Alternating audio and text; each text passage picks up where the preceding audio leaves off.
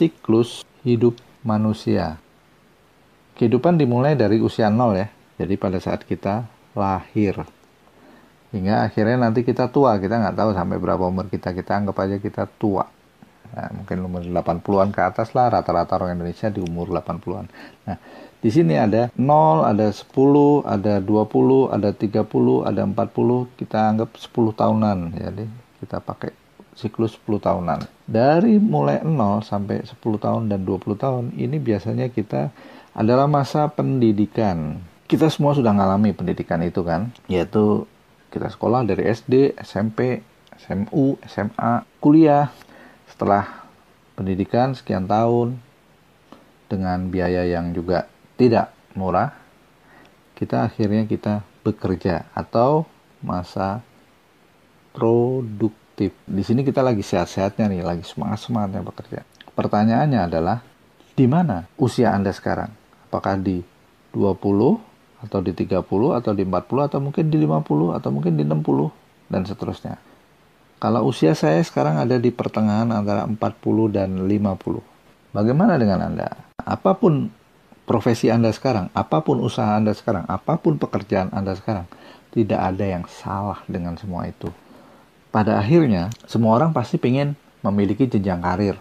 Karirnya naik.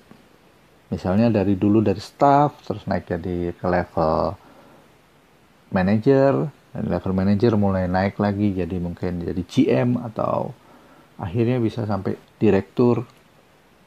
Ya, segala sesuatu mungkin terjadi.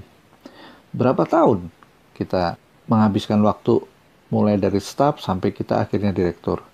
Ada yang cuma butuh waktu 2 tahun, ada yang butuh waktu 5 tahun, ada yang butuh waktu 10 tahun, atau mungkin ada yang butuh waktu lebih dari 15 tahun. Untuk kita mendapatkan kenaikan jenjang karir itu, kita harus bersaing dengan banyak orang. Mungkin ribuan orang, bila itu perusahaan besar ya.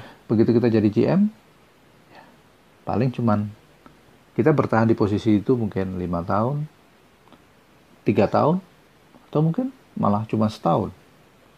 Setelah sekian tahun kita sampai di puncak karir itu, entah itu GM, direktur, atau apapun, akhirnya kita apa? Pensiun. Di sini kita banyak orang yang harus memulai lagi dari awal. Ada sebagian orang yang mencoba untuk mencari pekerjaan lagi, entah itu sebagai konsultan, atau mungkin dia bekerja lagi di kantor lain, dengan posisi yang, atau kurang lebih yang sama lah, bidang pekerjaannya. Tapi itu juga tidak mudah. Karena biasanya di usia pensiun juga kantor-kantor yang mau menerima juga pikir ya. Kalau mau usaha, apa? Buka warung kelontong? Atau kulineran? Atau bikin usaha seperti di kantor sebelumnya? Kalau modalnya cukup. Misalnya bikin pabrik.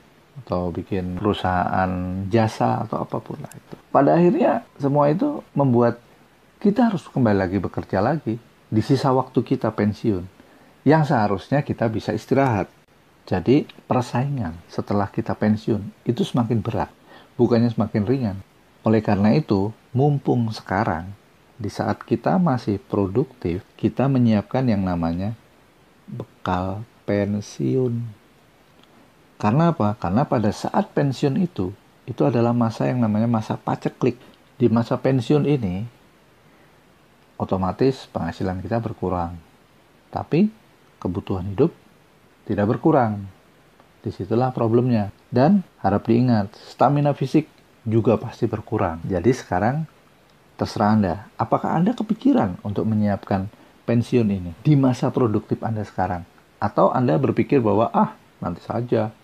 Oleh karena itu saya sangat kepikiran untuk mengajak teman-teman menyiapkan bekal pensiun. Sampai jumpa di video berikutnya, yaitu tentang bekal pensiun apa yang sebaiknya kita lakukan, bekal pensiun apa yang tidak menyita waktu kita, yang di kantor waktunya sudah habis ya di kantor ya, terus pulang ke rumah udah capek, pengennya di rumah itu waktunya cuma buat keluarga, tapi masa ya harus menyiapkan sesuatu untuk pensiun yang ya masih nantilah. Tenang teman, banyak cara untuk menyiapkan bekal pensiun. Nantikan di video berikutnya ya. Sampai jumpa. Salam sukses untuk Anda.